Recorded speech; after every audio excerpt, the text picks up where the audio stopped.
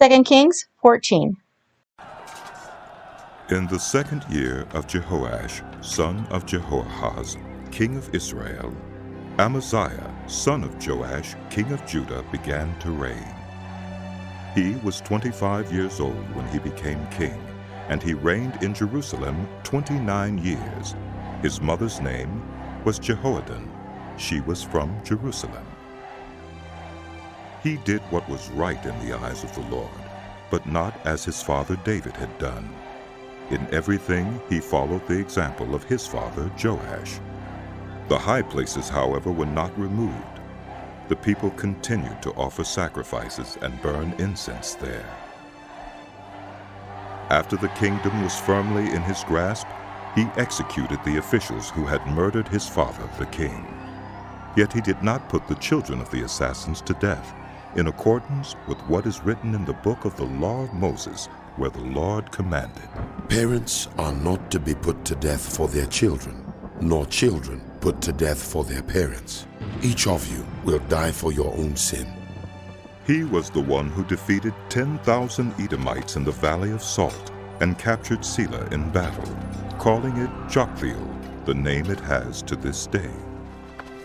Then Amaziah sent messengers to Jehoash, son of Jehoahaz, the son of Jehu, king of Israel, with the challenge. Come, meet me face to face. But Jehoash, king of Israel, replied to Amaziah, king of Judah, A thistle in Lebanon sent a message to a cedar in Lebanon. Give your daughter to my son in marriage. Then a wild beast in Lebanon came along and trampled the thistle underfoot. You have indeed defeated Edom. Now you are arrogant. Glory in your victory, but stay at home. Why ask for trouble and cause your own downfall, and that of Judah also? Amaziah, however, would not listen. So Jehoash, king of Israel, attacked. He and Amaziah, king of Judah, faced each other at Beth-Shemesh in Judah. Judah was routed by Israel, and every man fled to his home.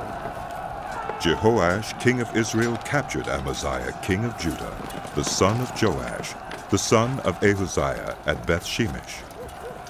Then Jehoash went to Jerusalem and broke down the wall of Jerusalem from the Ephraim gate to the corner gate, a section about 400 cubits long.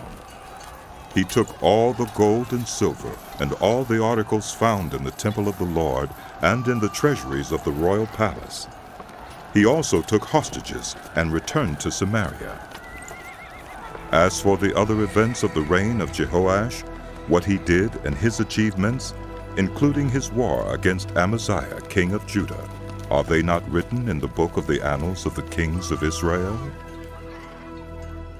Jehoash rested with his ancestors and was buried in Samaria with the kings of Israel, and Jeroboam his son succeeded him as king. Amaziah, son of Joash, king of Judah, lived for 15 years after the death of Jehoash, son of Jehoahaz, king of Israel. As for the other events of Amaziah's reign, are they not written in the book of the annals of the kings of Judah? They conspired against him in Jerusalem, and he fled to Lachish, but they sent men after him to Lachish and killed him there. He was brought back by horse and was buried in Jerusalem with his ancestors in the city of David. Then all the people of Judah took Azariah, who was 16 years old, and made him king in place of his father Amaziah. He was the one who rebuilt Elith and restored it to Judah after Amaziah rested with his ancestors. In the 15th year of Amaziah, son of Joash, king of Judah, Jeroboam, son of Jehoash, king of Israel, became king in Samaria, and he reigned 41 years. He did evil in the eyes of the Lord, and did not turn away from any of the sins of Jeroboam, son of Nebat, which he had caused Israel to commit. He was the one who restored the boundaries of Israel from Lebo-Hamath to the Dead Sea in accordance with the word of the Lord, the God of Israel, spoken through his servant Jonah, son of Amittai, the prophet from Gath-hepher. The Lord had seen how bitterly everyone in Israel, whether slave or free, was suffering. There was no one to help them. And since the Lord had not said he would blot out the name of Israel from under heaven, he saved them by the hand of Jeroboam, son of Jehoash. As for the other events of Jeroboam's reign, all he did, and his military achievements, including how he recovered for Israel both Damascus and Hamath, which had belonged to Judah, are they not written in the book of the annals of the kings of Israel? Jeroboam rested with his ancestors, the kings of Israel, and Zechariah, his son, succeeded him as king. Jonah 1-4.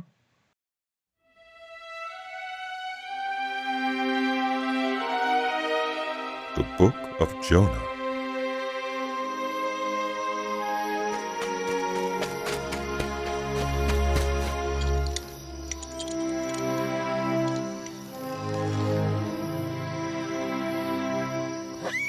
The word of the Lord came to Jonah, son of Amittai.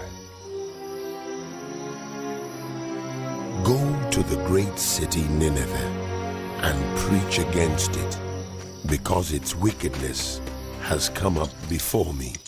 But Jonah ran away from the Lord and headed for Tarshish. He went down to Joppa, where he found a ship bound for that port. After paying the fare, he went aboard and sailed for Tarshish to flee from the Lord. Then the Lord sent a great wind on the sea, and such a violent storm arose that the ship threatened to break up. All the sailors were afraid, and each cried out to his own God. And they threw the cargo into the sea to lighten the ship. But Jonah had gone below deck, where he lay down and fell into a deep sleep.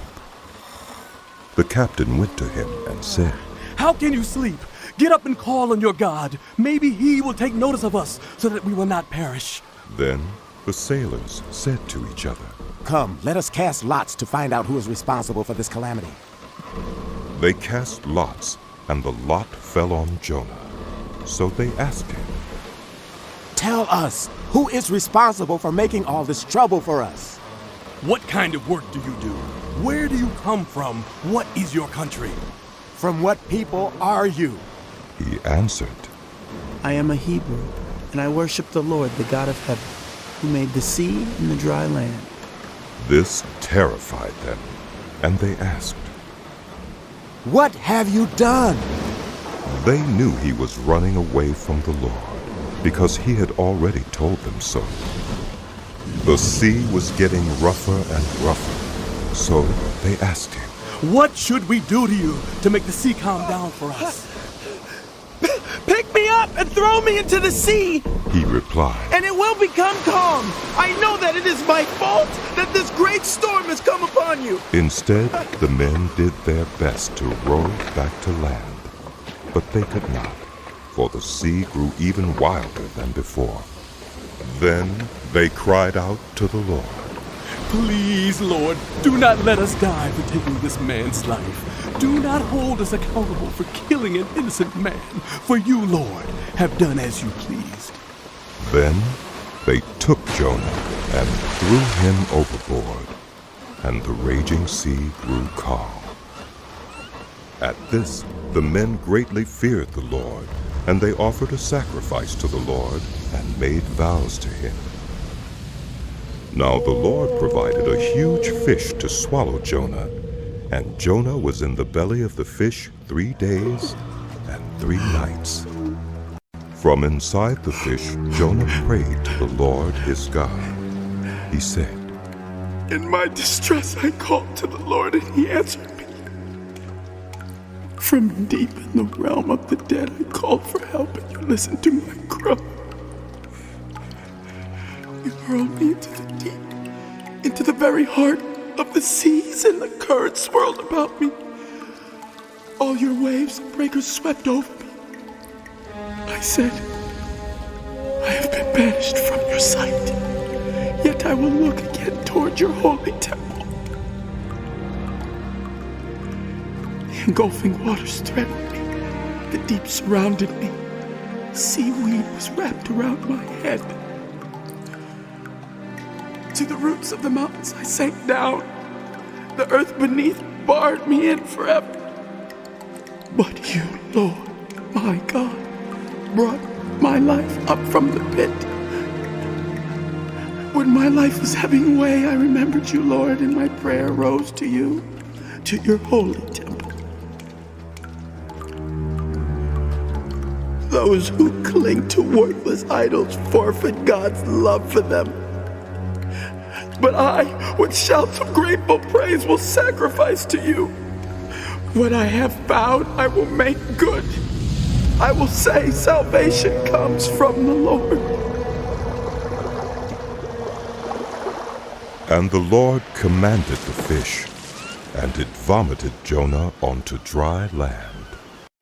Then the word of the Lord came to Jonah a second time. Go to the great city of Nineveh and proclaim to it the message I give you. Jonah obeyed the word of the Lord and went to Nineveh. Now Nineveh was a very large city. It took 3 days to go through it.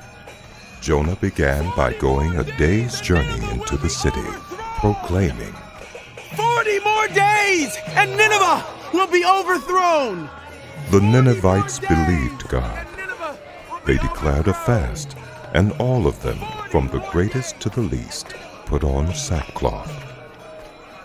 When the news reached the king of Nineveh, he rose from his throne, took off his royal robes, covered himself with sackcloth, and sat down in the dust. Then he issued a proclamation in Nineveh. By the decree of the king and his nobles, do not let people or animals, herds or flocks taste anything. Do not let them eat or drink, but let people and animals be covered with sackcloth. Let everyone call urgently on God. Let them give up their evil ways and their violence. Who knows? God may yet relent and with compassion turn from his fierce anger, so that we will not perish. When God saw what they did and how they turned from their evil ways, he relented and did not bring on them the destruction he had threatened. But to Jonah this seemed very wrong, and he became angry. He prayed to the Lord. Isn't this what I said, Lord, when I was still at home? That is what I tried to forestall by fleeing to Tarsus. I knew that you are a gracious and compassionate God, slow to anger and abounding in love, a God who relents from sending calamity. Now, Lord, take away my life, for it is better for me to die than to live. But the Lord replied, Is it right for you to be angry? Jonah went out and sat down at a place east of the city.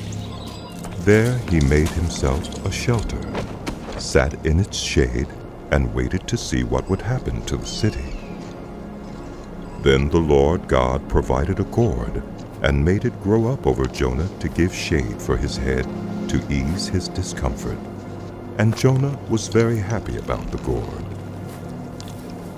But at dawn the next day, God provided a worm which chewed the gourd so that it withered. When the sun rose, God provided a scorching east wind, and the sun blazed on Jonah's head so that he grew faint. He wanted to die and said, It would be better for me to die than to live. But God said to Jonah, Is it right for you to be angry about the gourd? It is! He said. And I'm so angry I wish I were dead. But the Lord said, You have been concerned about this gourd, though you did not tend it or make it grow. It sprang up overnight and died overnight. And should I not have concern for the great city Nineveh, in which there are more than 120,000 people who cannot tell their right hand from their left, and also many animals?